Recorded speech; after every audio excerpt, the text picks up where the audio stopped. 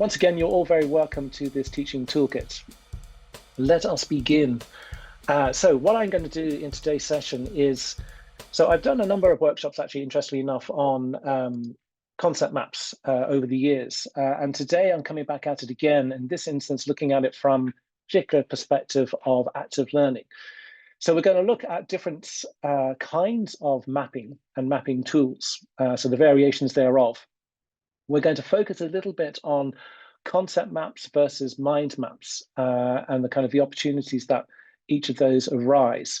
But most importantly, we're going to look at the possibility in terms of active learning and how one might actually use them to support that in a variety of ways.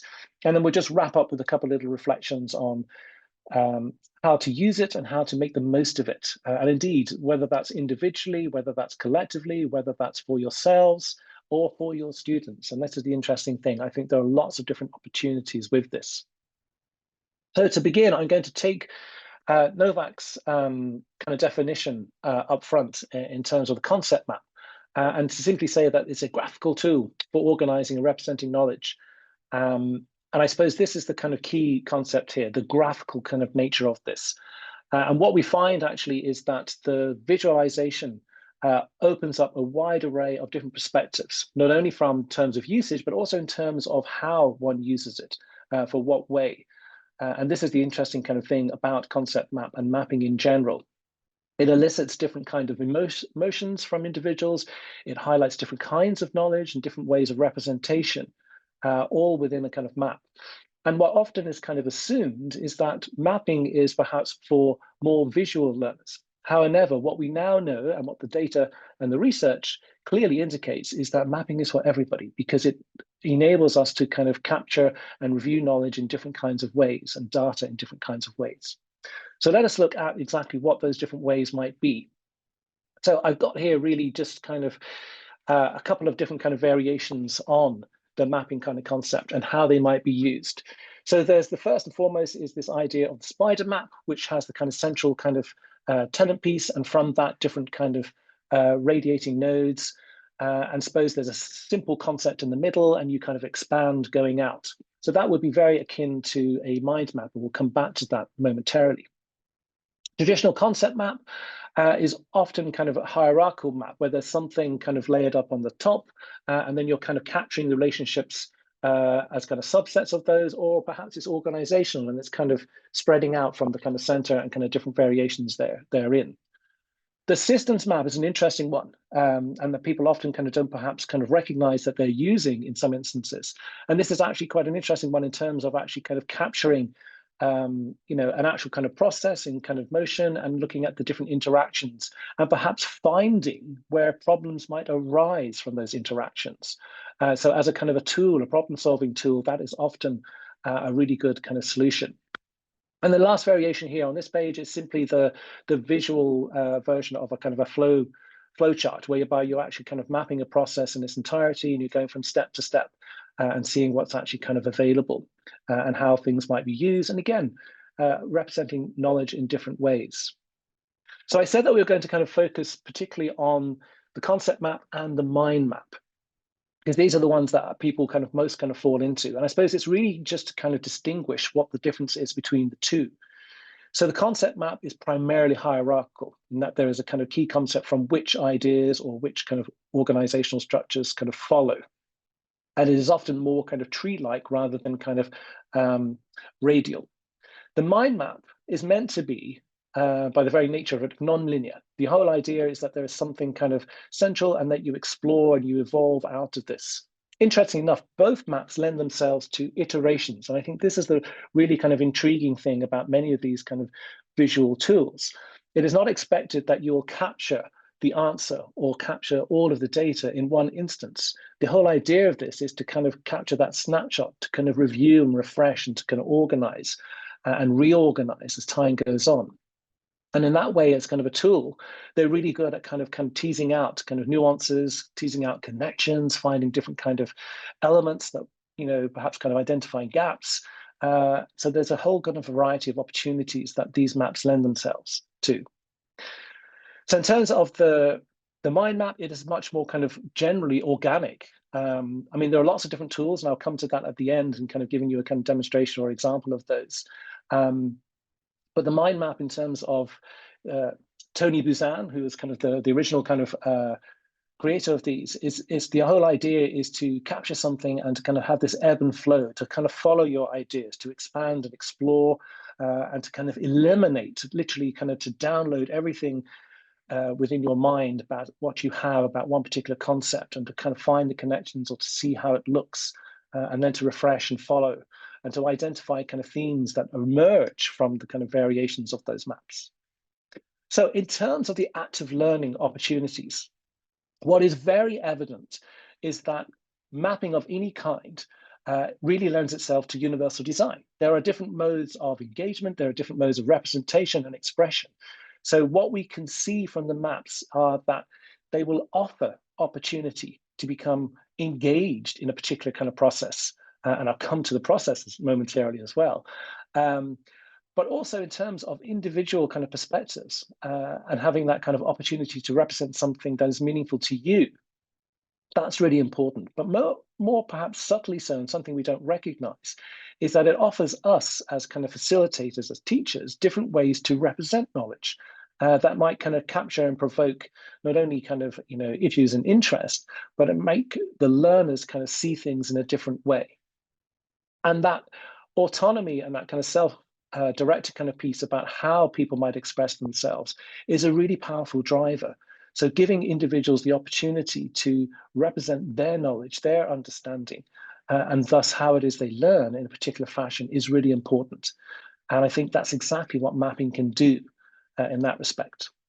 So one of the things that is very evident, both from practice, myself in terms of using this on an ongoing basis, but also from the literature, is the different ways in which mapping can actually help individuals.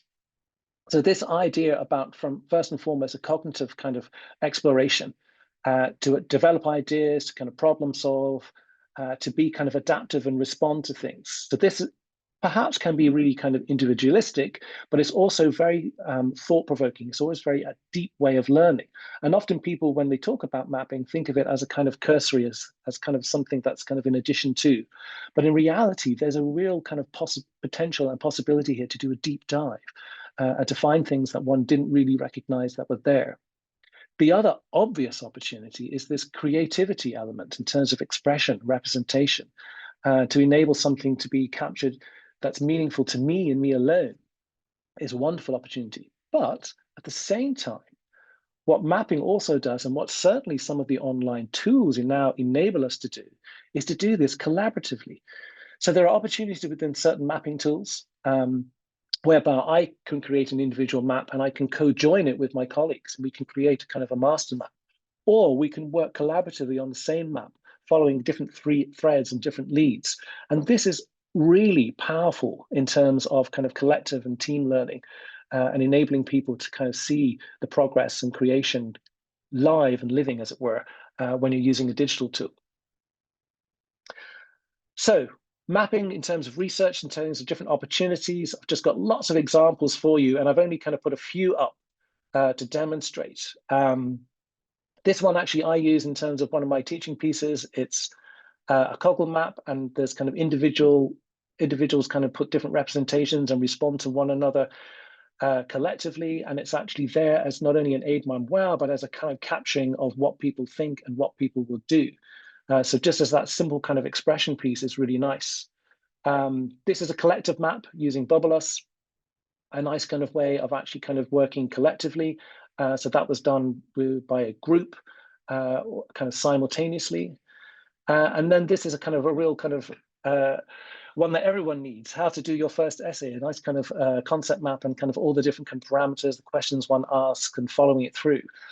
And as a kind of a structured piece, that's something that is really powerful. So you try and write that as a, as a kind of literary piece, and it's really hard. You end up kind of writing pages and pages, but as a concept map, you have that in an instant. All the things that you need to do, all the things that one might need to consider. And again, from a learner perspective, from a facilitation perspective, there are so many opportunities that are presented. So how is it that we might actually use these maps? So there's obviously a kind of a way of planning. So like that essay piece, kind of figuring out what it is one has to do, how you actually have to proceed, kind of that structural kind of way. And different maps and different styles of maps can be used in this way. From an analysis perspective, trying to kind of capture the data that you have or the data that you don't have in terms of identifying gaps and misconceptions, but also actually trying to actually create efficiencies. So it's like many of these things, you think that, oh, should I spend the time on creating a map about the essay structure, or should I just get to it? And in fact, if you actually spent the time actively engaged in that, you'd have a much clearer structure, potentially, of what it is you have to do and how it is you have to answer a particular question set or a particular project. So as a planning tool as well, it's really, really effective. But perhaps one of the bigger pieces is actually to use it as a review tool. And this is often kind of overlooked, to use it at the end of something, to actually kind of review that essay, to review that project, and to kind of create all of the things that should have happened, that ought to have happened, whether that's collectively or collaboratively or individually. And in that way, not only is it kind of deconstructing what one has done, but it captures everything that ought to have happened and informs perhaps the next steps and how to improve. And that's about enhancement of learning and giving opportunity. And that's really, really quite powerful in that respect. So, whistle stop tour. So let us say that if you are going to use maps, the biggest thing to consider, first and foremost, is that you actually kind of start simply. And this sounds really obvious, but in reality, what you simply want to do is to actually kind of figure out why you're actually going to use it. Is it for that analysis? Is it for that review? Is it for that kind of collective piece? I have a lovely kind of a number of activities that I sometimes do, kind of origami kind of tasks, so to speak, with pen and paper. So I start kind of good old fashioned analog rather than going digital and getting people to sketch out something on a kind of a poster page or even an A4 page to themselves, or even interestingly enough, using a set of post-its and creating a map on the wall that emerges and getting individuals to stand up and to actually do that. And even that kind of collective kind of act of moving and kind of putting down your marker about what you think something or how you think something is connected or where you think something is connected is quite a powerful thing, both from an active perspective, but also from that motivational perspective. You're getting people kind of deep thinking. And obviously there's that little kind of group dynamic whereby, oh, I couldn't do it now until someone posts, or where will I post, or how will I post? So it's a lovely kind of opportunity in that regard. The brainstorming. We often don't give time enough within our curriculum, not only to pause and reflect, but actually to kind of just simply to download. And the opportunity to actually kind of have a brainstorming session and to throw up those ideas, to throw up those questions that we have about concepts or curriculum material that's been presented. So the concept map or any variation thereof is a great way of capturing those. And that actually sometimes throws up bigger ideas that you and I hadn't actually kind of initially thought of. And it also gives that most important piece about empowering the student, their voice, and having that kind of out there. So opportunities for that are really important to actually do. Focus and the purpose. So actually choosing the right kind of map for the right kind of purpose is really important. So why are you using it and how are you going to use it and to what best effect? And in one way, sometimes this takes time. You might know what it is you wish to focus on, but you might not know how best to do it. So having knowledge of different kinds of variations of concept mapping, mind mapping, spider maps is quite important, not only from our perspective in kind of telling the student or telling the learner how it is they might use it, but simply having different opportunities that the individual can choose how best to express themselves. So that opens up a lovely little can of worms in terms of utilizing different technologies that might not be readily available, having listed those in our back pocket and saying, look, try this, find out what it is you like, what it is you prefer, what is most suitable to your given task at hand, what it is you actually can use easily, whether that's on a mobile device or on your laptop, or, as I say, on a pen and paper. Branching and linking. So this is something actually that comes out of the mind maps in particular. This idea of having that central tenet and then kind of flowing out from that and finding all the different kind of permutations and then going back and trying to find links or connections or missing links. And this is a really kind of important thing because this means that you're kind of exhausting. In one way, if you use a mapping tool appropriately, you're actually going to exhaust yourself of all the ideas, all the concepts, you're going to push it all through. And then you do it again and you refine it and you tidy it up. And these two last points are kind of, symbiotic in terms of the relationship, because what that means is that not only can you organize, but there's an expectation to kind of rearrange it to suit the question, the focus, to rearrange it to suit you, to rearrange it to suit opportunities, or in terms of expression, what it is it's meant to do. Is it helping me prepare for an essay? Is it helping me understand something? Is it actually that point of view in terms of the, what it is I need to represent, my understanding of a particular topic at a given time. So that opportunity to go back and use things time and time again. And herein is the lovely kind of opportunity with the digital versions, because it means that there's a history. So you can actually kind of, re-edit and go back and see what it is you have done and see the different pathways. And some of the tools will actually allow you to actually capture that and kind of rewind and go forward to add in pieces. And the digital tools will not only allow you to add in pieces in terms of how you explore concepts and problems, but it will allow you to add in multimedia as well. So you can add in references, citations, you can add in linked documents, websites, and so forth. So it becomes a real kind of amazing tool in that respect, and universal in terms of its access and design. So that is my little kind of foray into concept mapping. We're going to share the slides with you, and within which I've kind of put down a few different kind of tools that I have used. So I am familiar with all of these. I know there are kind of so many more. But I suppose the interesting thing that you will notice is that when I say I'm familiar with all of these, it's because I actually use all of these, and I use them for different kind of purposes, and for different kind of opportunities. So think about what it is you want to use. When you click on those, hopefully you'll get to the website and you'll get to the kind of the different kind of explanations of what each one does. Some of them are free, some of them are kind of paid versions, some of them are things that you download and install, but all of them have different kind of opportunities. So some of them are collective use, some of them co-join, some of them can be done kind of collaboratively, like CMAP and Bubbleless. Some of them are for individual use, like MindMaster, but they can be shared. Some of them output as PDF and Word documents. So the FreeMind will actually output as a hierarchical Word document, as will MindMaster and MindManager. So there are lots of different opportunities here, which means you can actually use these tools in a variety of ways to support and enhance active and participative learning. Right. I have some references for you as well, if you need to kind of have a peek at those. But that is the end of the presentation.